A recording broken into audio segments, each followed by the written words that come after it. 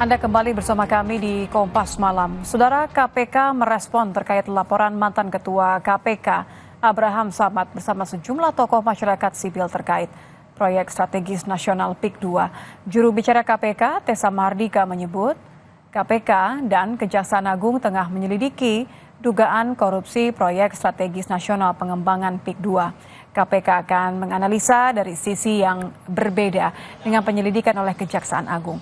Juru bicara KPK, Tessa Mahardika, mengaku KPK belum ada koordinasi dengan Kejaksaan Agung terkait penyelidikan PSN pengembangan PIK 2. Namun KPK akan menganalisa dan mencari dari sisi yang tidak sama dengan Kejaksaan Agung.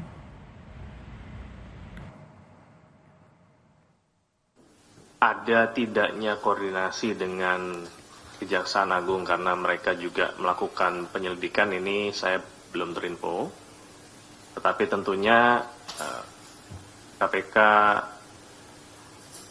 akan melakukan proses analisa, verifikasi, dan mencari dari sisi-sisi yang tidak bertabrakan dengan penyelidikan yang dilakukan oleh Kejaksaan Agung.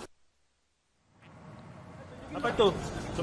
Sejumlah tokoh masyarakat sipil termasuk mantan Ketua KPK Abraham Samad melaporkan dugaan korupsi penetapan Pantai Indah Kapuk II sebagai proyek strategis nasional dan pagar laut di Tangerang ke KPK.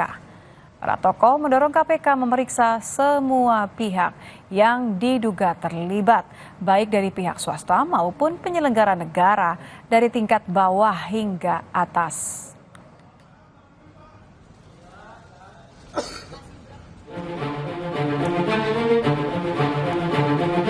Kasus pagar laut di Tangerang merembet ke proyek strategis nasional PIK 2. Sejumlah tokoh nasional melapor ke KPK dengan tuduhan ada dugaan korupsi dan kerugian negara. Mantan Ketua KPK Abraham Samad mendorong KPK memeriksa semua pihak yang diduga terlibat baik dari pihak swasta maupun penyelenggara negara dari tingkat bawah hingga atas.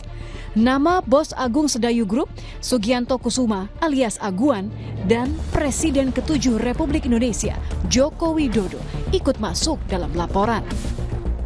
Kuat dugaan telah terjadi tindak pidana korupsi di dalam penetapannya sebagai proyek strategis nasional. Kemudian juga kita melaporkan tentang ada dugaan kuat terjadi suap menyuap gratifikasi di dalam penerbitan sesuai dengan undang-undang. Maka selain penyelenggara negara, pihak swasta juga aguan bisa diperiksa. Penyelenggara negara itu siapa? Mulai dari kementerian sampai aparat tingkat bawah, kabupaten, provinsi, maupun sampai yang paling di atas. Jadi semua kita minta diperiksa. Menanggapi laporan kong kali kong sejumlah orang kuat dalam kasus pagar laut, Ketua Umum Relawan Jokowi Mania Immanuel Ebenezer meyakini meski menjabat sebagai Presiden 2 periode, Jokowi tak terlibat. Saya punya keyakinan cukup besar ya, ini ada kong kali kong lah, pasti nggak mungkin tidak antara penyelenggara negara dengan swasta. Ya ini kan problem kita puluhan tahun menghadapi para mafia tanah ini. Jadi saya rasa apa yang dilakukan kawan-kawan PBAI, Abraham Samad harus kita dukung. Tapi saya tegaskan sekali lagi, kemarin juga kita ngebahas kawan-kawan dengan Pak Jokowi soal PIK 2 ini. Pak Presiden hanya ketawa aja, kok kenapa saya dikait-kaitkan. Tapi itu hak kawan-kawan untuk menyampaikan dan juga hak Pak Jokowi juga untuk mengklarifikasi. Sebelumnya, Menteri ATR BPN Nusron Wahid menyebut ada 8 oknum pejabat BPN Tangerang yang disangsi karena menerbitkan sertifikat di Laut Tangerang.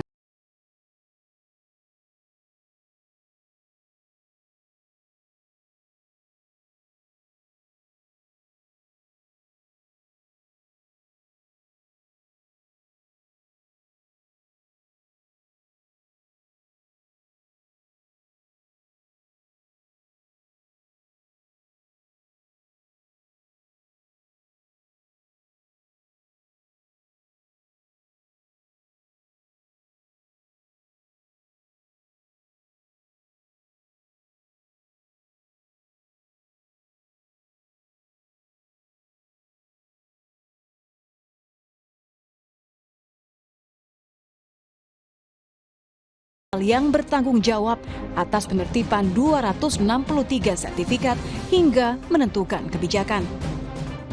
Kita harus melihat kalau menteri berarti penyelenggara negara. Penyelenggara siapa? Ya pada waktu itu. Disitulah saya kira teman Mas Julius dan CS itu menempatkan negara. Karena itu penyelenggara negara. Apakah penyelenggara menteri itu berdiri sendiri kebijakannya ataukah melalui karena tindakan dari atas? Nah, dari atas siapa? Disinilah nanti akan diurut sebetulnya aktor intelektual dari kasus ini siapa.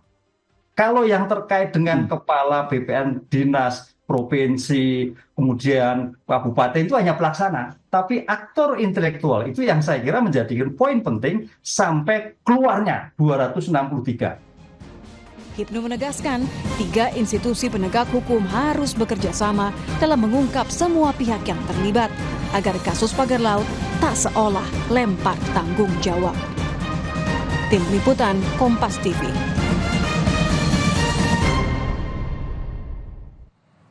Lalu apa respon dari KPK pasca sejumlah pihak melaporkan dugaan korupsi terkait pagar laut? Kita akan tanyakan ke jurnalis Kompas TV Renata Panggalo di gedung KPK. Renata, ini tuduhan yang serius, bahkan ada 2 nama besar di sini yang terseret. Salah satunya adalah nama Presiden ke-7 Republik Indonesia Joko Widodo. Apa sebenarnya yang akan dilakukan KPK setelah ini?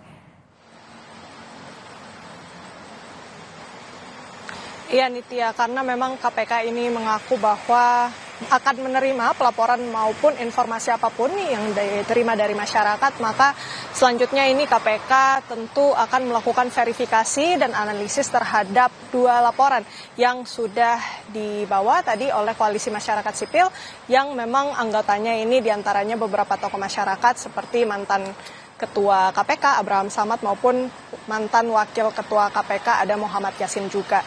Nah, memang kalau yang kita lihat begitu ya dari apa yang kemudian dilaporkan ini, setidaknya yang pertama dari Koalisi Masyarakat Sipil ini melaporkan adanya dugaan kasus korupsi terkait dengan penetapan Pantai Indah Kapuk II sebagai proyek strategis nasional pada kemudian juga yang kedua ini ada dugaan gratifikasi dalam penerbitan sertifikat hak guna bangunan di wilayah perairan Tangerang, Banten, yang dimana memang beberapa sertifikat ini beratasnamakan anak perusahaan dari Agung Sedayu Group. Oleh karena itu juga dalam laporan ini setidaknya ada beberapa terlapor yang disampaikan oleh Abraham Samad. Ini diantaranya adalah pemilik Agung Sedayu Group, yakni Sugianto Kusuma alias Aguan, dan juga karena menurut Abraham Samad ini penyelidikannya harus diusut dari penyelenggara negara dari bawah hingga atas, maka juga ada nama Presiden Republik Indonesia ke-7 Joko Widodo yang ikut terseret dalam laporan ini. Dan tadi sekiranya pukul 10:21 pagi begitu Abraham Samad dan juga beberapa tokoh masyarakat lainnya ini datang ke KPK beraudiensi dan bertemu dengan sejumlah pimpinan KPK. Ini diantaranya ada Ketua KPK Setio Budianto, kemudian Wakil Ketua KPK Fitro Roh Cahyanto dan juga Ibnu Basuki Widodo. Dan dalam pelaporan ini juga Abraham Samad maksud kami ini mengatakan bahwa penetapan PIK menjadi PSN ini pastinya tidak terlepas dari kong kali kong ataupun suap menyuap dengan pejabat negara, dan Abraham Samad juga mengklaim bahwa pihaknya ini sudah membawa data-data pendukung untuk melaporkan dugaan kasus ini. Namun memang yang kalau disampaikan oleh juru bicara KPK Tessa Mahardika, memang dari pihak KPK ini belum berkoordinasi dengan Kejagung, karena yang kita ketahui memang di Kejagung sendiri juga sedang melakukan penyelidikan. Ini juga ditandai dengan surat perintah penyelidikan yang sudah diterbitkan pada tanggal 21 Januari lalu. Namun memang yang diusut yang diusut Kejagung maksud kami ini merupakan dugaan pelanggaran dalam penerbitan sertifikat hak guna bangunan dan juga sertifikat hak milik.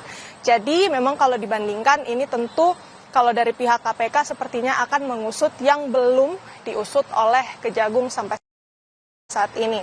Dan kemudian juga yang menarik yang disampaikan oleh mantan Wakil Ketua KPK Muhammad Yassin pada saat datang ke KPK untuk menyerahkan laporan ini adalah menurut Muhammad Yassin bahwa pelanggaran yang dilakukan ini juga melanggar konstitusi, sehingga penetapan PIK 2 sebagai PSN ini bahkan ancaman hukumannya ini maksimal hukuman mati.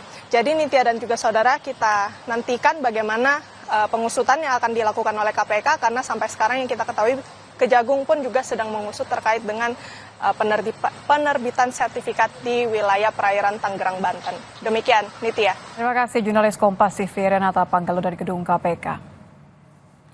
Usai jeda, saudara, Presiden Prabowo Subianto tuntas menjalankan rangkaian kunjungan kenegaraan ke India dan Malaysia. Apa saja oleh-oleh kerjasama yang dibawa Presiden dari kunjungan itu? Usai jeda.